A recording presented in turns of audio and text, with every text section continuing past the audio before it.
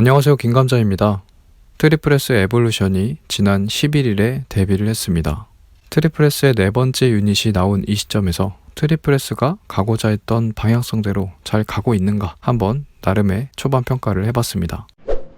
트리플스의 방향성은 탈중앙화 아이돌입니다. 팬들한테 권한과 보상을 나눠주는 팬 참여형 그룹을 만들어 보겠다는 게 이 그룹의 시작이었습니다. 아이돌 산업에서 팬은 큰 역할을 차지하고 있죠.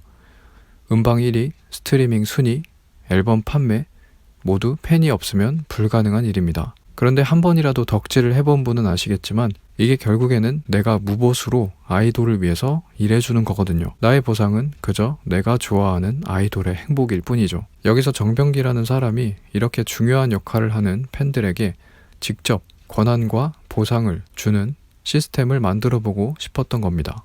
그럼 기존 아이돌과 다른 권한과 보상은 어떻게 이루어지는가 하면, 먼저 권한은 활동의 중요한 요소들을 결정할 수 있는 결정권을 팬들에게 주는 것입니다. 이 팀의 모든 멤버는 24명이고 현재는 16명의 멤버까지 공개가 됐습니다. 이들은 각자 시기마다 유닛으로 활동하게 되는데요. 이때 어떤 멤버가 어떤 유닛으로 활동할지, 또 그 유닛이 어떤 노래로 활동할지에 대한 결정권을 줍니다. 지금까지 이런 식으로 걸크러쉬한 AAA, 청순 컨셉의 크리스탈아이즈로 멤버가 4명씩 나뉘어져서 활동을 한 차례 했었고요. 하반기에 16명이 모이고 나서는 펑키하고 청량한 컨셉이었던 러볼루션, 독특하고 스타일리시한 분위기의 에볼루션으로 각각 멤버가 나뉘어져서 활동을 했습니다. 그 밖에도 쇼케이스에서 어떤 무대를 보고 싶은지, 심지어 최근에는 원더케이와 협업하여서 선보일 예능의 컨셉도 결정해달라는 투표를 했어요. 이런 식으로 어떤 것이든 팬들에게 결정할 수 있게 하며 어떤 사안이든 팬들에게 그 결정권을 넘길 수 있는 시스템을 구축해뒀습니다. 그리고 보상은 NFT를 활용해서 개개인이 소장할 수 있는 가상자산을 제공한다는 것. 거기에 나의 팬 활동을 객관적 데이터로 남기고 남들과 공유할 수 있는 재미를 준다는 것입니다. 이렇게 결정권을 나눠주며 이 회사가 얻는 이득이 뭐냐?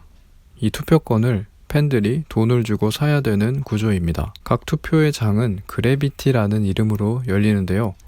이 그래비티에서 투표를 하기 위해서는 코모라는 일종의 포인트를 모아야 합니다.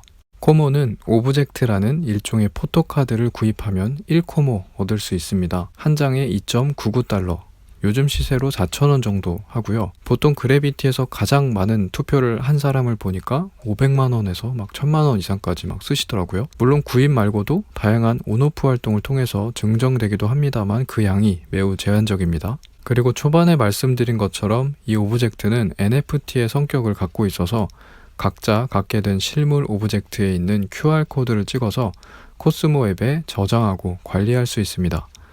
이 부분이 가상자산으로서 팬들에게 주어지는 보상인 겁니다. 그래서 사실 돈 주고 보상을 받는 거라서 이게 명확한 보상책이라고 하기에는 뭔가 좀 부족합니다. 게다가 투표가 끝나면 누가 코모를 많이 썼는지 순위를 보여주는데 이게 게임에서 돈 많이 쓰고 네임드가 되는 것과 똑같아요. 정병기 대표는 이 과정을 찐 팬으로서의 몰입감으로 설명하던데 굿즈 누가 더 많이 사나 이걸 공개함으로써 팬들 사이에 위화감을 조성하는 것밖에 안 된다는 생각이 드네요. 그렇지만 무튼 이 정도까지 팬 활동을 생각했다는 것 자체가 현재 상황에서 대단히 진보적인 모습인 건 맞는 것 같습니다. 투표를 해서 아이돌 활동에 직접 영향을 미치는 것은 물론 팬심을 객관적 지표로 확인까지 가능하니 이 시스템 안에서 덕질을 하다 보면 기존 시스템이 줄 수 없었던 몰입도를 제공받게 되는 거죠. 이 모든 복잡한 시스템을 설명을 통해서 주입하려고 하지 않고 있다는 게 인상적입니다. 팬들이 자연스럽게 이 과정에 참여하며 습득해 나가고 있거든요. 이 부분이 이 시스템이 성공적이었다고 말할 수 있는 핵심적인 부분이 아닐까 싶어요. 일단 트리플스를 보면 노래가 하나같이 다 좋거든요. 그래서 관심을 갖게 되고 이 시스템을 접하고 자연스럽게 참여하게 되는 과정을 거치게 됩니다. 한마디로 첫 시작이 강제적인 누군가의 설명이나 강요가 아니라 좋은 노래를 통해서 자발적인 참여가 이뤄진다는 점이거든요. 노래가 안 좋고 멤버들의 매력이 별 볼 일 없다면 이 모든 시스템을 귀찮아서 외면하게 되겠죠. 근데 트리플 S는 노래가 너무 좋아요. 이 모든 과정을 기꺼이 참여해보고 싶을 정도로요. 트리플 S는 일반인과 아이돌 사이의 경계를 겨냥하고 있습니다.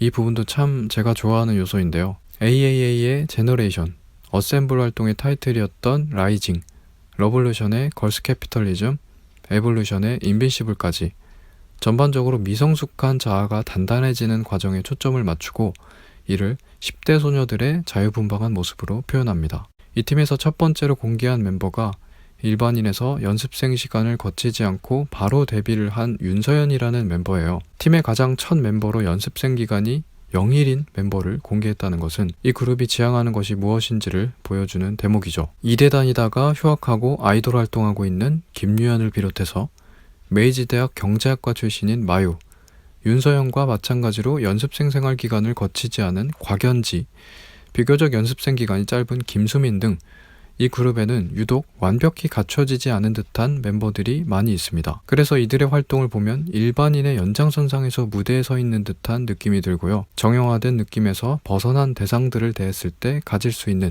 몰입감을 줍니다. 이게 묘하게 그룹만의 차별점이 되고 매력으로 다가옵니다. 무튼 활동 첫 해를 지나고 있는 트리플 S의 탈중앙화 시스템에 대한 초반 평가를 해본다면 애초에 탈중앙화가 될 수 없는 아이돌 사업이라는 거죠. 결국 모든 IP와 수익은 회사가 독점합니다. 기존의 아이돌과 다를 바가 없습니다. 권한을 나눠주는 것도 안정적인 마지노선을 확보한 후에 결정권을 주는 것일 뿐이고 보상체계 역시 돈을 주고 보상을 받는다는 게 말이 안 되죠.